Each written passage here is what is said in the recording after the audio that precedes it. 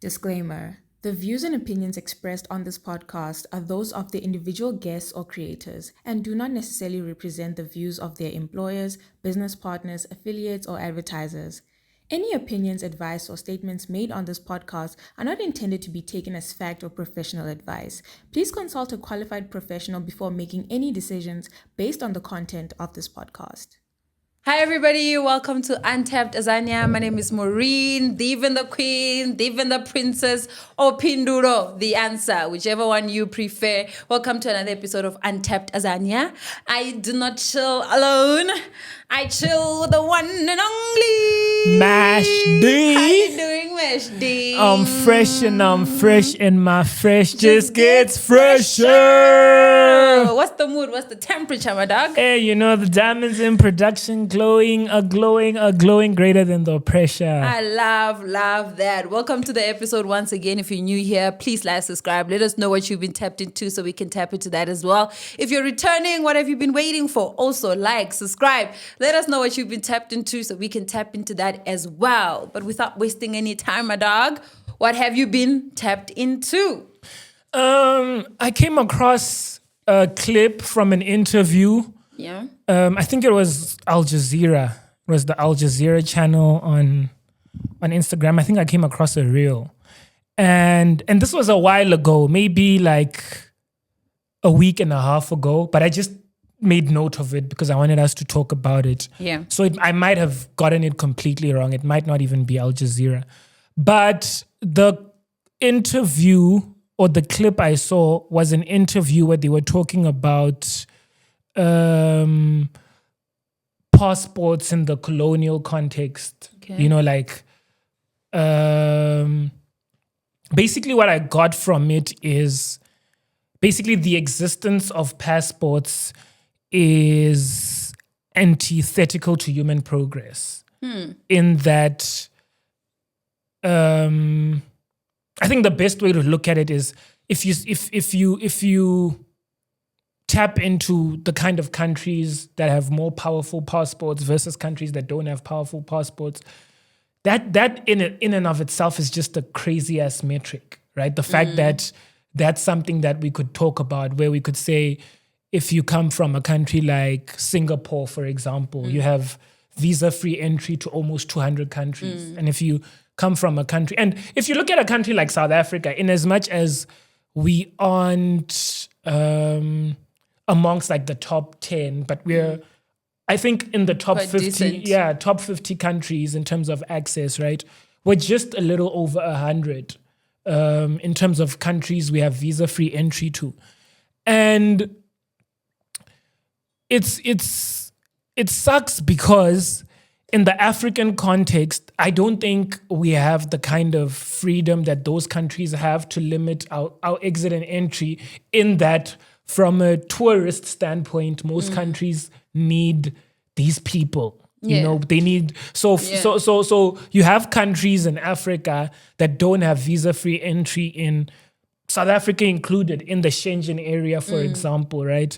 But most Schengen countries have visa-free entry into Africa. And we can't retaliate by saying, hey, we don't want you in, because we actually want them that to money. come. Yeah. So yeah, that is something I've been tapped into, because I was just like, most of the barriers and limitations that exist aren't necessarily like, hey, you need to study this thing and get this qualification, or you need to work this hard. It's like the barriers are systematic. You know, like you could study something that for you to actually earn a lot of money, you need to be in a certain part of the world, right? Or you have a better opportunity to earn more with that qualification if you're in a certain part of the world. But you can't get access to that part of the world simply because you don't have access to that part of the world. Yeah, that's an interesting chat. Because I've always, like, my gripe with those things, right, is like the fact that we can't necessarily retaliate. I mean, we probably can, but like it won't be favorable to us. Like you said, like we need the tourists to come into our country so that we get the money that they come with. But my chat is also like, it's such a weird thing that if you think about it in an African context, that I allow you into my house, but you don't just allow me into your house. Like for me to come to your house, I need to prove 1, 2, 3 set of things. And even then you might still be like, nah, I don't like that. And also I think there was a discourse that was happening around the strength of the South African passport, because I think the UK, there was a point where the UK allowed us to go without visas, but then at some point they changed that and we needed the visas.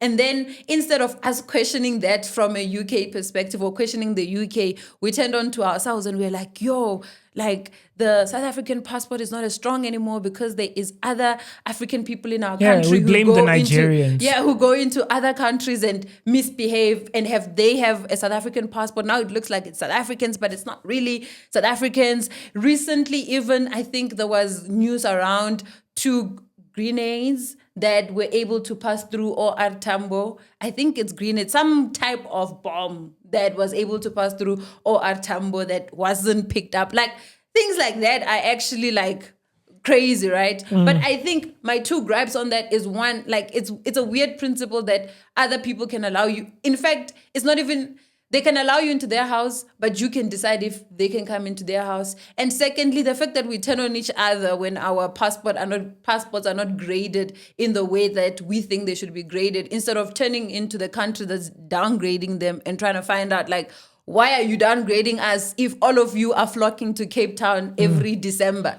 Like, throughout the year, half of you guys have bought all of Cape Town's properties and we are not out here fighting you. I mean, we need the investments, but come on. You know what I mean? And I feel like a big part of the reason why we need that access is them.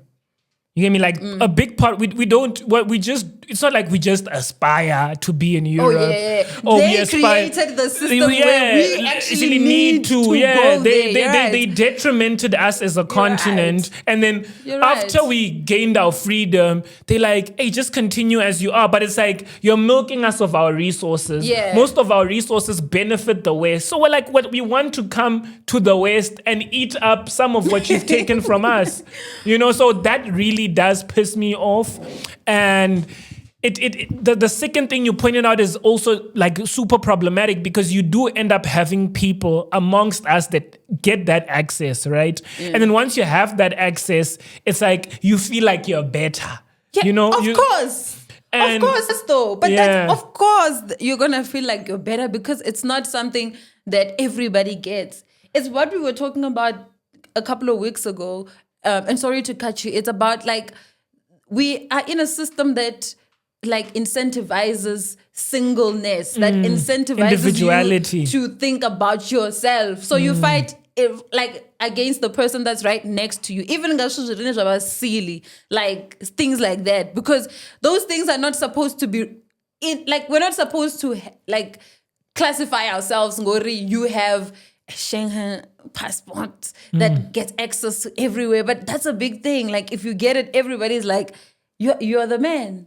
And who wouldn't want to get that kind of passport, bro? Yeah.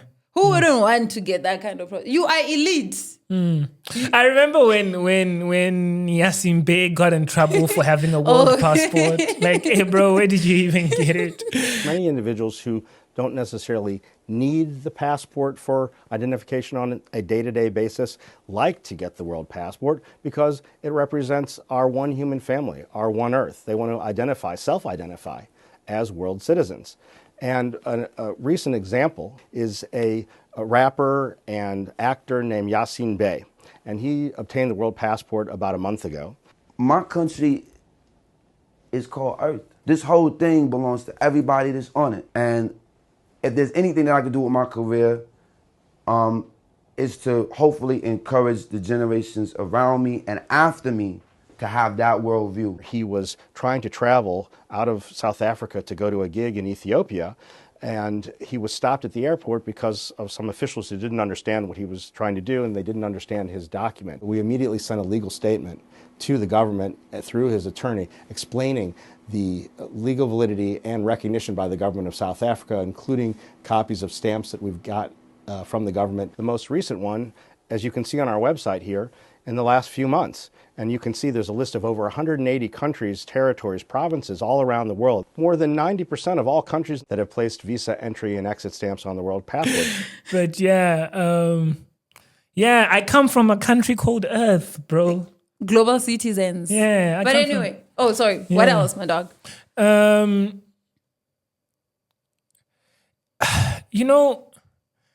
I think so I've been working on a founder series, Web3 Founder Series. You should right? check it out. Onyx Africa. Yeah, That's a nice series. Yeah. So the most recent feature was Glen Jordan, right? And he's the founder of a startup called Empowa. And the reason why he sort of founded Empowa was because I can't remember what exactly he said he was working on at the time, but whilst he was working and doing research on that specific thing, he actually found out, at the time he was based in Cape Town, he actually found out that to get a plot in the township cost just as much as the center of Cape Town. And probably even more sometimes. Even more sometimes, right? And the conversation I kind of had with him made me realize that most people aren't necessarily impoverished. So the poverty exists merely because they earn intermittently.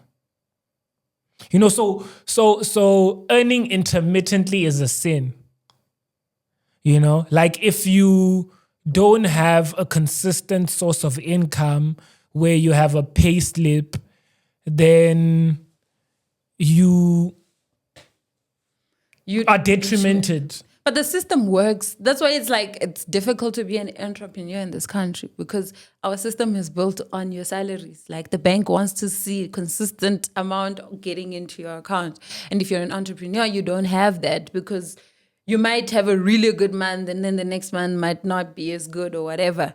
And a lot of the times, especially people that you might find in the townships, like sometimes people just earn bi-weekly, for example, right? They don't even earn monthly. And sometimes they don't earn through the bank. They earn the brown envelopes, which is not something that the bank can have a look at. So you can't have that trace of, okay, this person gets paid, but they get paid bi-weekly. So, it's the same chat we were having about Gwalisa. That like a lot of the times, it's not that people cannot really afford food, it's that they cannot afford the packages that food come in. Like I cannot afford a 1 kg, but I can afford 500 grams today or 300 grams today. But those packets don't come in, like food does not come in those packets. So that model works because people go there with their 100 grams or whatever, and they pay for what they need for that day or for the week, right?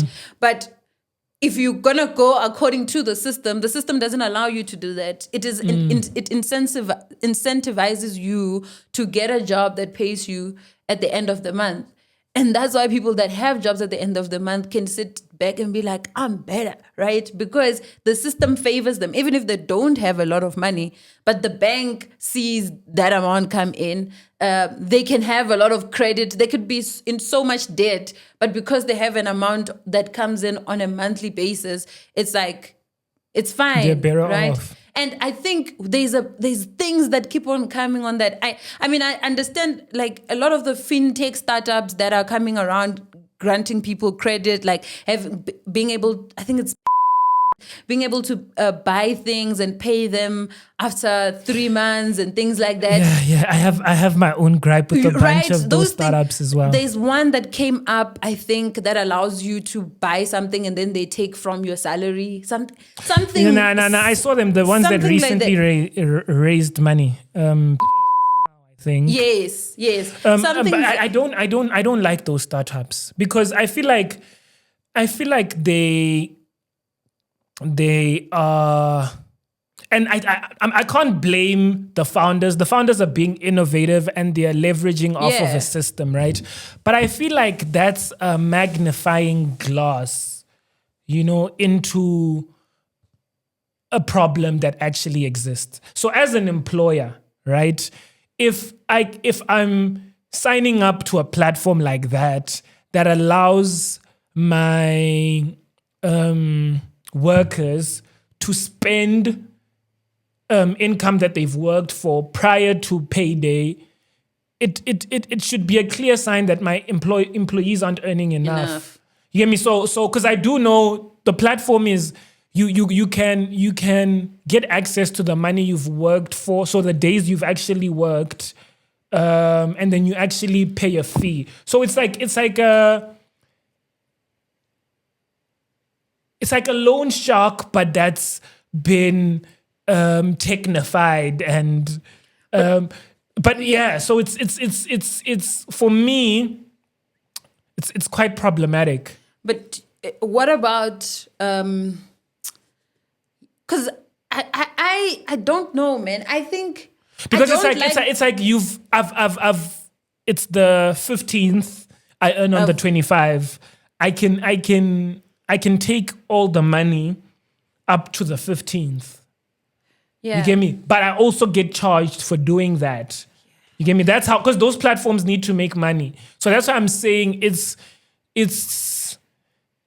getting people over levered, and I don't really like that. But doesn't that also highlight the fact that getting paid after 30 days doesn't actually make sense for some people? I don't think For a it's lot I of don't think it's the 30-day thing. I think it's just that people aren't getting, if you're getting paid enough in 30 days to sustain you up until the next Okay, fair enough. payday. I think that's the bigger problem. Like people aren't getting enough to sustain them through that 30-day period, But- and yes, but- we could but- have a completely separate conversation about people spending recklessly.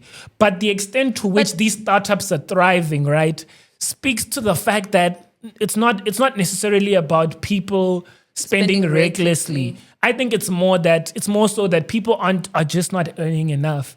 And I think if you look at the unemployment rate, right, it can support that, in that given that so many people are hunting for opportunities, it creates room for companies to manipulate individuals. You hear me? Like, Yeah, but I feel like because for that to even happen, you already must have a job. You get me? So but that's what I'm saying. Like, my point is not that doesn't happen to people that have a job. My point is people are accepting low-paying jobs because the system is detrimental. Yes. But I think the idea of people getting paid like bi-weekly, I think is something that needs more attention, right? Because I think a lot of the times it's not, people end up in debt. Yes, they don't get paid enough. That's a fact. We can agree on that, right? But I also think that an emergency might come up, right? And it comes up, maybe you get paid on the 30th, right? The emergency comes up on the 15th, right? You might probably have money in your bank, like in your salary, that could cover that emergency, right? If this emergency came up at the end of the month. But now this emergency is coming up in the middle of the month. You don't have savings. You have nothing. Why don't you have savings? Yeah, but you get me? I'm agreeing. But it goes back to the core of the. I get where you're going with what you're saying. Wait, allow me to cook, fam. I hear. Wait. The problem with what you say, and now I'm gonna get smoked for cutting you. But the problem with what you're saying, Maureen, right, is that it goes back to the same thing. It goes back to the core of it, because you're essentially saying if you had access to your income, right? The same way that these, like, you're saying you're talking about a hypothetical world, right, where those platforms exist, but those platforms don't charge you. No. Yes, I'm not saying it. No. Like, because if you would be earning bi-weekly, right? Say on the 15th you have access to like half your salary. But I'm talking, yes, it's a hypothetical scenario. Yeah. And yes, I agree that people are not getting paid enough. But hear me out on this, right? there's a system that allows you to get paid bi-weekly, right? And the credit world allows for that. So you can pay your installments bi-weekly, let's say, or there's certain things that you can structure to say, okay, this particular thing that I have, that I owe, I'm going to pay on the 15th when I get paid. And this other thing, I'm going to pay on the 30th when I get paid. So you are allowed to structure your payments in such a way, right? There's a whole system supporting you getting paid bi-weekly, right? It's not an option for you to choose, oh, I'm opting in getting paid bi-weekly. It's like everybody gets paid bi-weekly. Systems are set up for people to get paid bi-weekly, and they can structure their incomes in such a way that they can pay for things bi-weekly and not be in arrears. I think it could work to an extent. Right? Besides the fact that people are not getting paid enough, I think it might alleviate some of the just out of the blue spending because of the emergencies that might come up. Because okay, at least for the full 4 weeks, I have some form of income in between. I don't see it. I just feel like you just spread the problem. Because it's not like you necessarily have like the problems change. It's not like your monthly obligations change. It's not like you get more money. I hear you. It's an interesting case study, but I'm leaning more towards the opposite end of that spectrum because I just think now you're just stretching the problem, right? Like you're maybe you're worried less because there's money coming in more consistently, but it's the same amount of disposable income you have access to. But it might even alleviate the quote-unquote reckless spending that sometimes happens when people get a lot of money at the end of the month, and yes, they pay out things, but then they think they have a lot of money to stretch out the month, and they don't. They don't budget enough. Why wouldn't someone think, I have more money? I have more money coming in this month. Like I just earned money on the 15th, right? Yes. If we're talking about the alleviating alleviating the regular spending, I got paid on the 15th, and then it's the 17th, and I'm a bit low, but I want to make a reckless decision, and I'm like, I'm getting paid again this very month. You get what I'm saying? So that's how I'm saying. I don't know. I don't know if I fully agree with that because I feel like because what you're essentially saying is like now for me it's just a problem. We're just spreading it out. I mean, the problem exists. I'm just trying to find a way. More money, bro. Like, but there is no.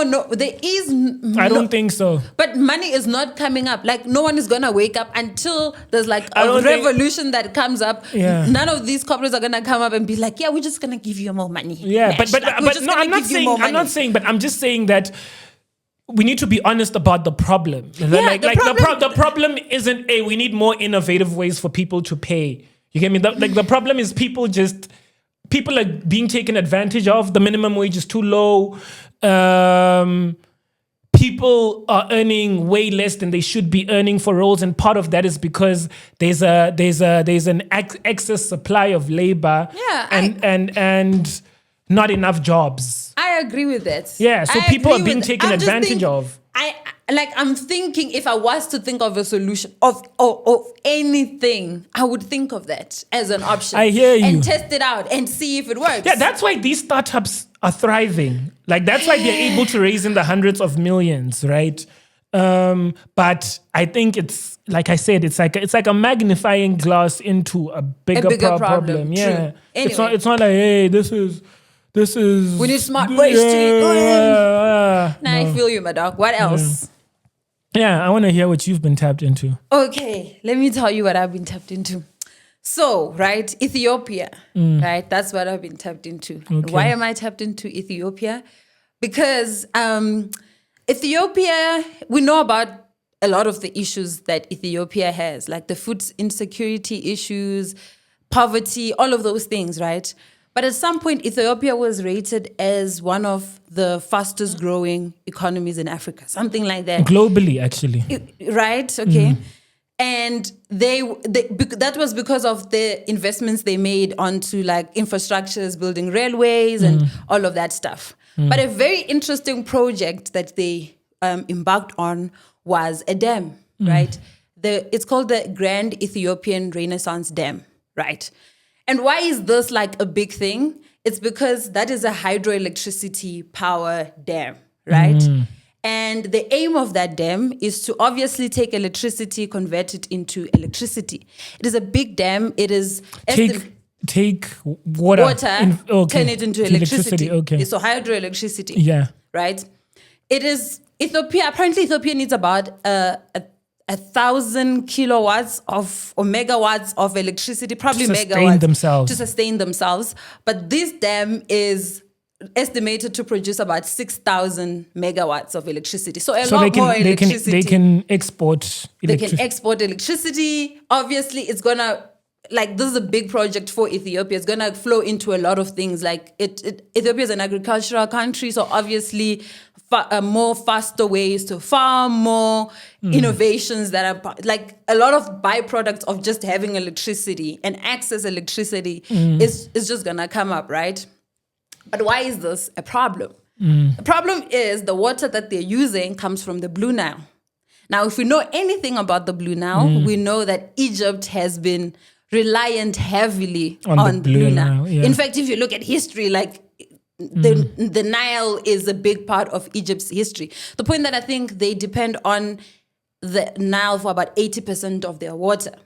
The population of Egypt has grown, and their dependence obviously on the Blue Nile has grown, but the water supply on the Blue Nile is decreasing. So now they have an issue because they're like, yo, you're taking electricity and you're going to use it for your dam and you're going to have all these nice economical benefits, while us, on the other hand, here are going to suffer the consequences of this.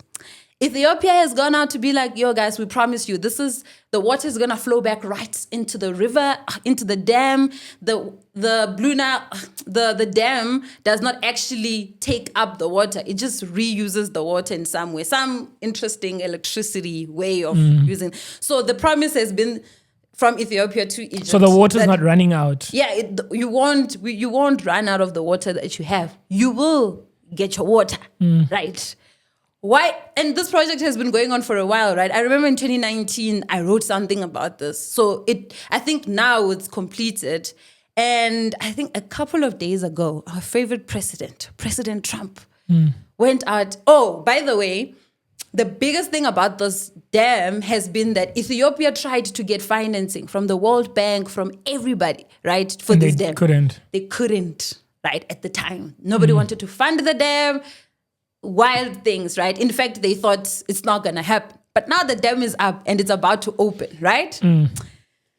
Our favorite president, President Trump, goes out and says that, hey, the US has funded the building of the GERD, the Grand Ethiopian Renaissance Dam. Now everybody's confused. At what point did US, how? Because it's well documented that, like, Ethiopia went out of their way to ask for money and nobody wanted to give them money. Furthermore, he goes on to say, yeah, Egypt might even blow up this dam. Like, this is not, like, he's just out there bashing the dam, right? Obviously, there's other countries involved in the Sudan, I think, is also like, hey, we're going to struggle with water, da-da-da-da-da. But this is what was interesting for me, right? Is that Egypt has had access to this dam for the longest time. In fact, they have signed agreements with themselves at some point that any projects that affect the dam should be consulted with them, right? But now that Ethiopia has created this project that is going to economically benefit the country and possibly make Egypt dependent on Ethiopia for some of its electricity, they have a problem. Now, here's my thing. How far do we go, or how well do we regulate the use of shared resources?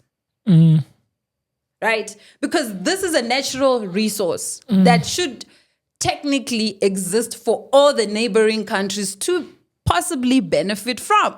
Egypt has been benefiting from this for a while. Ethiopia is now using the privilege that they have access to the water to now develop themselves, right? They've said it won't affect Egypt. It might, we don't know. But is Ethiopia wrong to come up with such a project? Is Egypt wrong to be like, hey, we've been depending on this water for all our lives, all our economies, like our entire economy is based on us having this water. Stop doing what you're doing. And poor Sudan, can they also be like, even me, I'm dependent on this water? Yeah, I think it goes back to the whole interdependence versus individualistic type train of thought. You get me? Like, because I think that you can't exist in an island, you know. So I think if the approach to the conversation even was, yo, how do we make this work for all of us? It would have just gotten these individuals talking about the powers that be, talking about this in a beneficial way, and they could have probably got to a bunch of lucrative solutions quicker. But it's like the point of engagement from the get-go is, it's like, you're gonna hurt me in this way. You know, I want to benefit. Stop water supply. You know, so I think and it's not I don't think it's inherent to how we essentially move as Africans. You know, I even like the name. It's such a dope name because it speaks to a newness, an awakening, you know, a renaissance. So like, can they, it would be really dope if they were acting that way. But also, I think what you left out in the Sudan, even me, is the entitlement of the West. Like, you can't do anything great and they don't feel some level of ownership to it. You know, like you could do anything nice that we do as Africans. For some reason, it needs to be attributed to them in some way. In some way. Yeah. Also, what I left out was the fact that Ethiopia has gone on to be like, hey, this is beneficial for us because we're going to sell you this electricity. You will also have access to electricity to develop yourselves, right? But it's that again, is like, oh, but now the power is shifting. Because Egypt has been a powerhouse and their economy has been based on this on this dam, that now Ethiopia has entered the chat, and they've entered the chat heavy. Because if you have access to electricity that you can sell to all your neighboring countries, obviously you hold the keys. Obviously your power has to increase. And also there's been chats about like Russia and China coming to the grand opening, and it's because now everybody, because this dam is now looks like it's going to function, it's going to do what it's supposed to do. Now everybody wants a piece of the cake, wants a piece of association, wants to be like, yo, I helped out here. But these people went out and looked for money and nobody wanted to give them the money. Even the World Bank, which is supposed to be the one that actually helps this kind of developments, wasn't even willing to give them the money. And now that it's done, everybody all of a sudden is on some, give me some. I just found that very interesting. It's like if you look at it from I guess proverbial perspective, you can actually see how greedy we are as people. Like what you said about this could be a greater community project has turned into what you're going to do to hurt me, what I'm going to do once I have this power, what I become because of my access, and my ability to actually grow my economy to this extent. I just found that interesting. It's an interesting case to just like read upon and actually see how it plays out going forward. Yeah. Damn. But anyway, my doc, question of the week.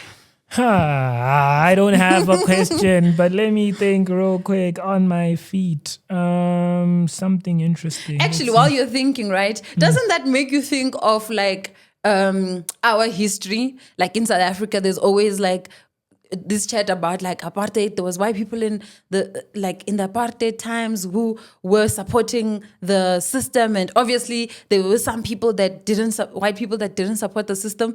And everywhere you go, you never meet a white person that says they supported apartheid. It's like, and I'm drawing that because now that the GERD is there and it exists, everybody wants association. It's like almost like nobody ever said no. It's like now post the post-apartheid type existence is like, hey, we also supported Mandela. Yeah, but like we also wanted, but no, Yaku, honestly, I know you weren't supporting there were Mandela. Some white people bro. that were like, no. You weren't. No. You weren't, and we can you talk weren't. about other white people being victims of the systems, obviously, because the system only works if both of us are victims. But at the same time, I don't have pity for those kinds of white people, because at the end of the day, most white people are more comfortable suffering than confronting the truth of the reality. So they're better off living in the gutters, but knowing that ideologically they are viewed as being better than blacks. And that's a big part of the reason why the apartheid system was able to thrive, I believe, True, but it's that saying that, like, if you see an injustice happening and you don't say anything, you have chosen the side of the oppressor in some way. Yeah, you can't play neutral. So question is, I have no idea, man.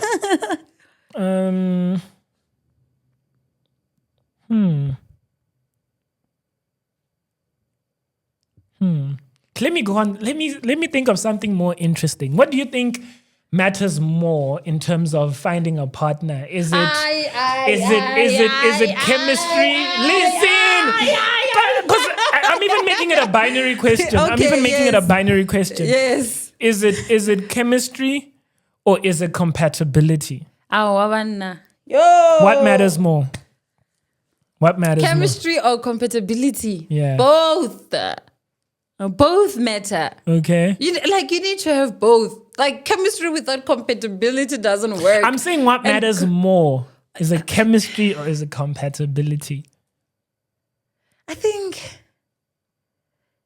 maybe if I had to choose, I would say compatibility. Because I think if you're compatible, the chemistry will come, bro. Like it's inevitable. Inevitable. Yeah. I think it is bound to come. I don't because if we're compatible and we get married and we stay in the same house and we live in the same house, obviously, naturally, I'm gonna end up just being like, I love this person, and that chemistry will grow in some way. But I think chemistry without the compatibility would be a disaster. It's always a disaster.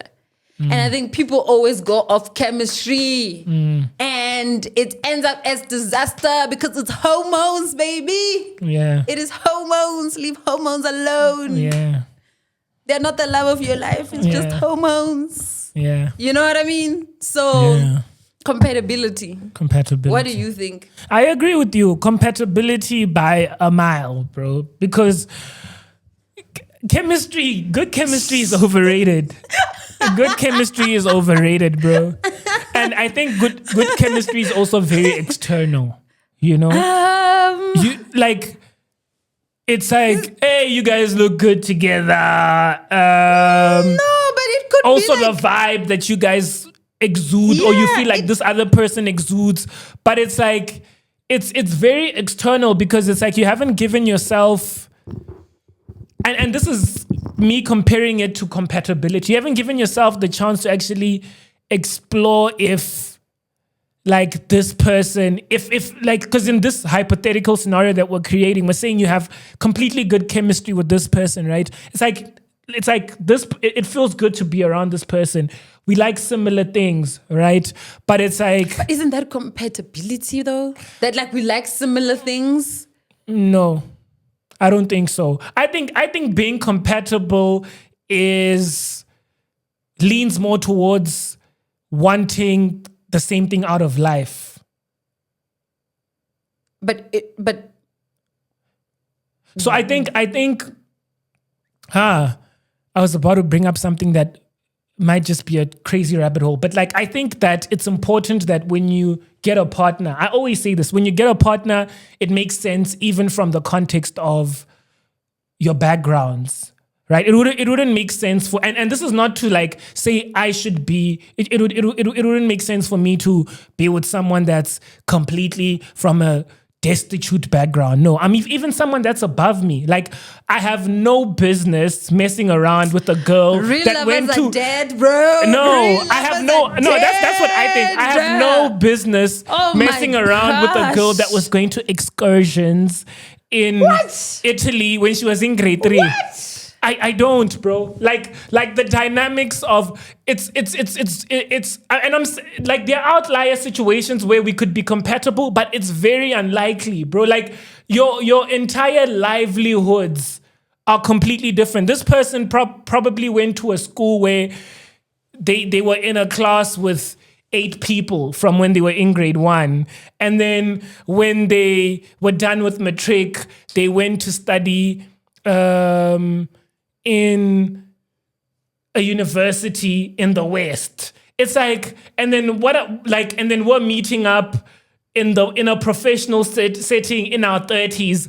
Bro, for me, we could have good chemistry in that perhaps we could have the similar interest in that we're both into anime and we like the same kind of hip hop and we prefer the same kind of food, but nope.